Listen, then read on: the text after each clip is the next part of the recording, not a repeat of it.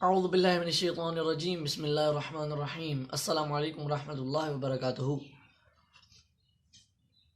دیکھیں ہماری زندگی کس طرح کی چل رہی ہے اور ہمیں اپنی زندگی کے اندر کون سی ایسی چھوٹی چھوٹی چیزوں کا خیال رکھنا چاہیے کہ جس کی وجہ سے ہم جو ہمارا ایکچول جو کریکٹ پاتھ ہو، جو اچھا زندگی کا گزارنے کا طریقہ ہو یا جو الہی راستہ ہو، ہم اس سے اترے نہ، اس سے ڈسٹروائے نہ ہو، ہماری جو لائن ہے ہم اسی کے اوپر رہیں۔ تو اسی ٹاپک کے اوپر اللہ تعالیٰ نے قرآن مجید کے اندر ایک سورۃ الماعون کے نام سے ایک وہ قرآن مجید میں ہے، اللہ تعالیٰ نے ارشاد فرمایا۔ اس کے اندر کیا ہے؟ اس کے اندر اللہ تعالیٰ نے فرمایا ہے کہ کچھ لوگوں نے کچھ اس طرح کے چھوٹے موٹے کام اگر کیے تو وہ کیا ہو جائیں گے؟ وہ قیامت کے دن سے گمراہ ہو جائیں گے، یعنی کہ اللہ تعالیٰ کی نظر میں وہ ایسے ہو جائیں گے جیسے انہوں نے قیامت کو ہی جھٹلا دیا، یعنی کہ وہ بے ایمان بے دین لوگ ہو جائیں گے۔ وہ اللہ تعالیٰ نے فرمایا وہ کیسے؟ پہلی آیت میں اللہ تعالیٰ نے ارشاد فرمایا بسم اللہ الرحمن الرحیم ارأیت الذی یکذب بالدین، تم لوگوں نے ان کو نہیں دیکھا جو قیامت کو جھٹلاتے ہیں، جو قیامت کے دن کو جنہوں نے جھٹلا دیا۔ یہ ارشاد فرما کر اس طرف اشارہ کر کے پھر اللہ تعالیٰ نے ان کی نشانیاں بتائیں، کیا تم نے ان لوگوں کو نہیں دیکھا جنہوں نے یہ کیا؟ یہاں پر سیم یہی فارمولہ اللہ تعالیٰ نے لگایا۔ اگلی آیت میں کہا فذالک الذی یدعو الیتیم، یہ وہی لوگ ہیں، فذالک یہ وہی لوگ ہیں جنہوں نے کیا کیا؟ یدعو الیتیم، یتیموں کو دھکے دیے۔ یتیموں کو دھکے دینے سے مراد صرف ایسا نہیں ہے کہ یتیم بچہ ہے اور آپ نے اس کو تھپڑ مارا، اس کو دھکا دیا، یہ بھی ہے۔ اس سے مطلب ریال میں یہ نکلتا ہے کہ ساری زندگی کے اندر آپ نے کہیں کسی کا حق تو نہیں مارا، ٹھیک ہے؟ آپ نے کسی کا کوئی کچھ دینا ہو اور آپ نے نہیں دیا، آپ نے کسی کا یعنی کہ حق نہیں مارا، ٹھیک، کسی پر ظلم نہیں کیا، کسی بھی نہتھے پر ظلم نہیں کیا جس کے پاس کچھ نہ ہو۔ جیسے حضرت علی کا فرمان بھی ہے کہ ٹھیک ہے، بہترین جسے کہتے ہیں نا، اس وقت پر معافی جو ہے سب سے زیادہ بہترین اہمیت کا حامل ہوتی ہے معافی، جب آپ بدلہ لینے کی قوت رکھتے ہوتے ہیں پھر بھی آپ معاف کر دیتے ہیں، تب ہوتی ہے آپ کے اصل معاف کرنے کی طاقت اور آپ کو اس کا زیادہ صلہ ملتا ہے۔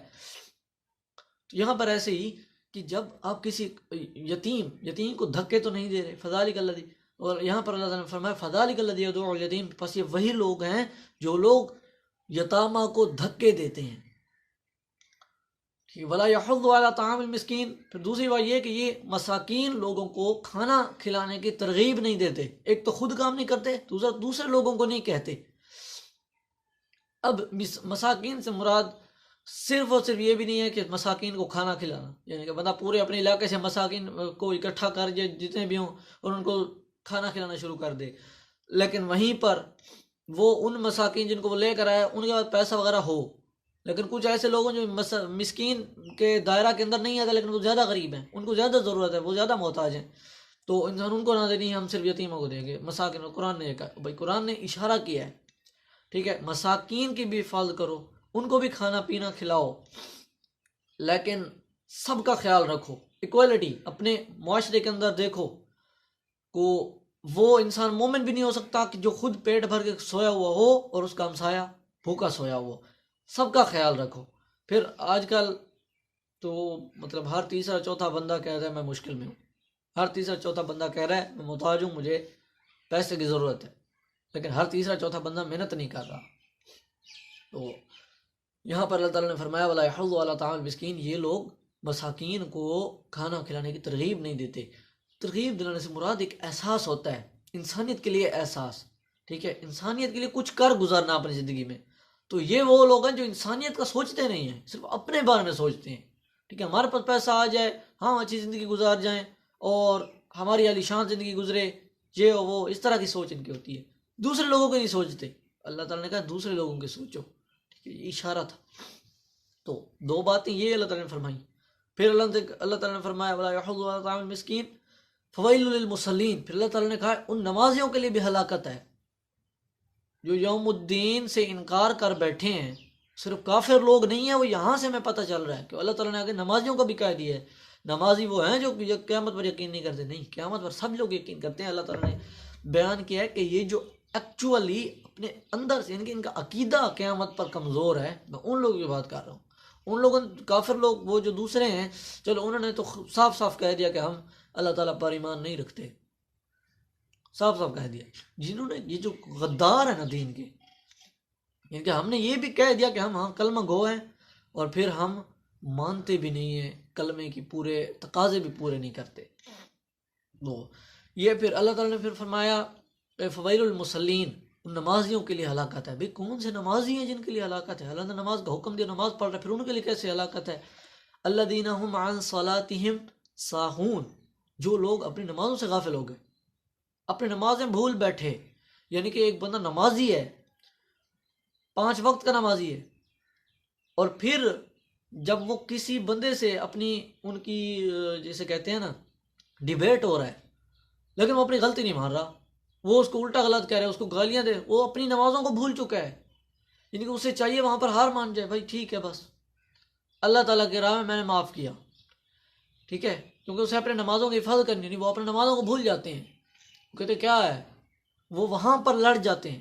وہاں اس طرح کی سچویشن، یہ میں اگزامپل دی ہے، اس طرح کی زندگی کی کئی سچویشنز کے اندر وہ کیا کرتے ہیں، اپنی خواہش کو پورا کرتے ہیں. وہ یہ بھول جاتے ہیں یار میں نے تو نمازیں پڑھ رکھی ہیں، یار وہ میری ضائع ہو جائیں گی، میں ایسا عمل چھوڑ دوں، یہ چیز چھوڑ دوں، یہ گناہ چھوڑ دوں، میں نے جو نمازیں پڑھ رکھی ہیں وہ اللہ تعالیٰ وہ ضائع ہو جائے گی، اللہ تعالیٰ کی راہ میں اللہ تعالیٰ کی بارگاہ میں قبول نہیں ہوں گی.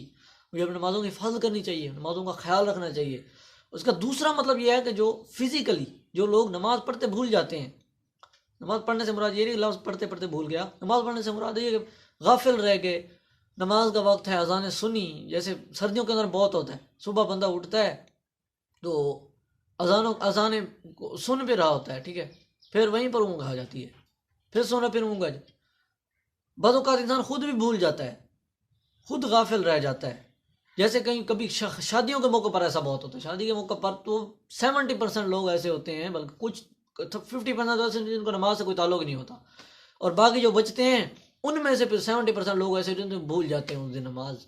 کیا ہے جی آج تو شادی ہے، وہ کام تھے، وہ مجھے فلاں جگہ پر جانا ہے، فلاں جگہ پر جانا ہے، واپس آیا نماز قضا ہوگی. یہ اس کا مطلب ہے نمازوں سے غافل نہیں رہنا ہے، نمازوں کو ترجیح دینی ہے. مطلب یہ ہے الذین هم عن صلاتهم ساہون، جو لوگ اپنے نمازوں سے غافل رہ جاتے ہیں، اپنے نمازوں کو بھول بیٹھتے ہیں، ان لوگوں کے لیے ہلاکت ہے، ان نمازیوں کے لیے ہلاکت ہے. الذین هم عن صلاتهم ساہون والذین هم یراؤون، جو لوگ دکھلاوا کرتے ہیں. اس کا دوسرا ہے الذین هم یراؤون، جو دکھلاوا کرتے ہیں، یعنی کہ اپنی روزمرہ کی جو نیکیاں کرتے ہیں نا، صرف نماز نہیں، جو نیکیاں کرتے ہیں ان کے اندر دکھلاوا کرتے ہیں، وہ لوگوں کے لیے کرتے ہیں، لوگوں کو دکھانے کے لیے. مطلب لوگوں کے لیے تو نیکی ٹھیک ہے، لوگوں کو دکھانے کے لیے نہ ہو. الذین هم یراؤون ویمنعون الماعون، پھر وہ اپنی چھوٹی چھوٹی چیز لوگوں کو دینے کے لیے منع کر دیتے ہیں. لوگ مانگتے ہیں ان سے برتن، چھوٹے چھوٹے مانگے ہیں، جیسے فار ایگزامپل تو آگے سے لوگ منع کرتے، بخیل لوگ ہیں، یہ بخیل لوگوں کے زمرے میں آتے. تو ٹوٹلی ہم سمری دیکھیں مطلب سورہ کی، تو اس میں اللہ تعالیٰ نے چھوٹی سی فہرست بیان کی. پہلی یہ کہ قیامت کے دن کو جھٹلانے والوں کی نشانی کیا ہوگی. ایک تو یہ ہوگا یتیم لوگوں کے وہ حق کھائیں گے، ٹھیک ہے، مسکین لوگوں کو کھانا کھلانے کی ترغیب نہیں دیں گے، کھانا خود بھی نہیں کھلائیں گے، ترغیب بھی نہیں دیں گے، بھلائی کی طرف کام اٹھیں گے. پھر وہ لوگ کیا ہوں گے، پھر وہ اپنی نمازوں سے غافل رہ جائیں گے، پھر ان نمازیوں کے لیے کیا ہلاکت ہوگی. اور اس کے بعد وہ دکھلاوا بھی کریں گے، ٹھیک ہے، اور دکھلاوا کرنے کے ساتھ ساتھ وہ چھوٹی چھوٹی چیزیں بخل کریں گے، چھوٹی چھوٹی چیزیں لوگوں کو دینے سے منع کر دیں گے. یہ ٹوٹل اس سورہ کے اندر اگر ہم اوپر سے دیکھیں تو یہ ہمیں پیغام ملا. تو اس طرح ہمیں چاہیے اپنی زندگی میں جو بخل جیسی چیز ہے نا وہ اپنی ختم کریں، کیونکہ بخل جیسی چیز ہے جو محبتوں کو نفرت کے اندر 1 منٹ میں کنورٹ کر دیتی ہے. جیسے ایک شخص آپ کے ساتھ صحیح مخلص ہے، ٹھیک ہے، لیکن آپ وہ ایک چیز آپ سے مانگ رہے ہیں اور آپ اس چاہ نہیں رہے کہ یار اسے دوں، تو آپ بہانے تلاش کرنے لگ جاتے ہیں. تو اس کو لگ جاتا ہے کہ یار ہاں یار یہ صحیح نہیں ہے بندہ. تو آہستہ آہستہ شروع ہوتی ہے، جو درمیان میں نفرتیں پیدا ہوتی ہیں وہ آہستہ آہستہ شروع ہوتی ہیں، پھر وہ کہاں تک پہنچ جاتی ہیں اس کا پھر کسی کو اندازہ بھی نہیں. بس اسی پیغام کے ساتھ میں آپ سے اجازت چاہوں گا. السلام علیکم ورحمۃ اللہ وبرکاتہ.